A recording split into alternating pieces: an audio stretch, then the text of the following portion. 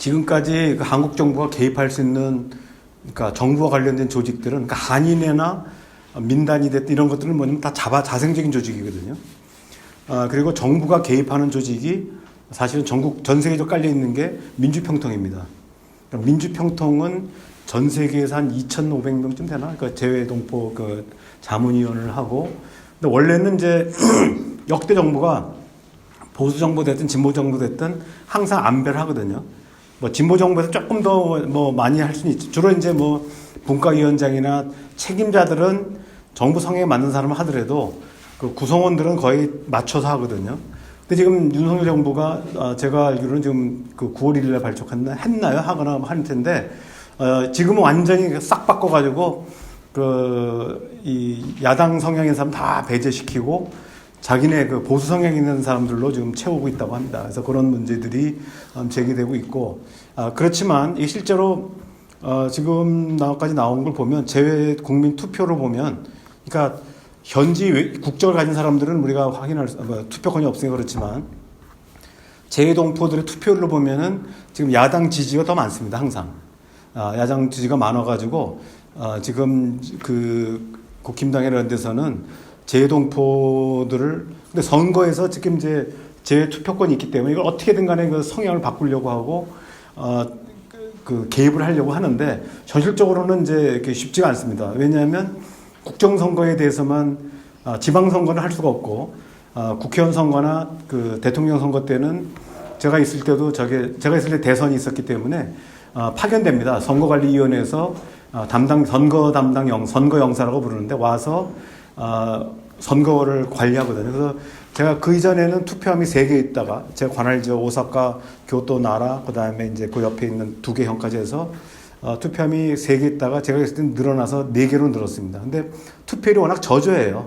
저조하고 이게 맞춤형이 아니라 그 사람들이 와서 투표해야 되니까 그나마 일본만 해도 가깝지만 중국이나 이런 데는 그 투표하러 오려고 뭐 하루 종일 걸려야 되기 때문에 잘 안 옵니다. 그래서 그런 문제들이 있습니다. 그래서 정부가 어쨌든 재외동포에 대해서 어떻게간에 좀 친여 쪽으로 바꾸려고 하는 노력이 없는 건 아닌데, 현실적으로 이제 그 공간에서는 그 정치적인 중립을 굉장히 강조하고 있고, 그래서 그런 거는 굉장히 엄격하게 제한하고 있어요. 그래서 실제로 정부가 미칠 수 있는 거는 별로 없습니다.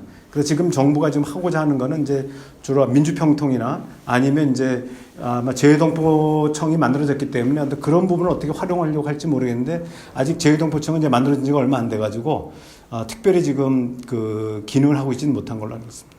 다만 이제 이 재외동포 개념이 아까도 말씀드렸지만 1999년도에 처음 재외동포법이 제정될 때는 아예 그 재중동포나 재외동포나 아예 배제했다가 헌법 위헌 판결 받아서 다시 이제 지금 들어온 개념이죠. 그러니까 그 정도로 이제 우리 재외동포 개념이 그 정치적 성향, 흐름에 따라 많이 영향을 받는다는 걸 알 수가 있습니다.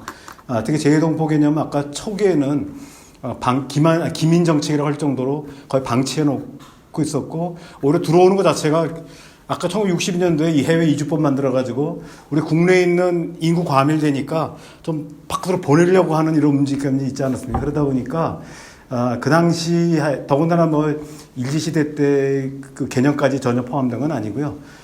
저는 뭐 이게 아마 요 표현에서 이거는 이제 그 홈페이지에 있는 걸 그대로 기본방을 따왔는데, 제가 확인했는데 보면 여기 원래 법에는 뭐 글로벌 중추국가 이런 거는 없습니다. 그거는 이제 지금 이 정부에서의 재외동포청이 넣은 것 같고, 나머지는 거의 요약을 해놓은 거죠, 그대로.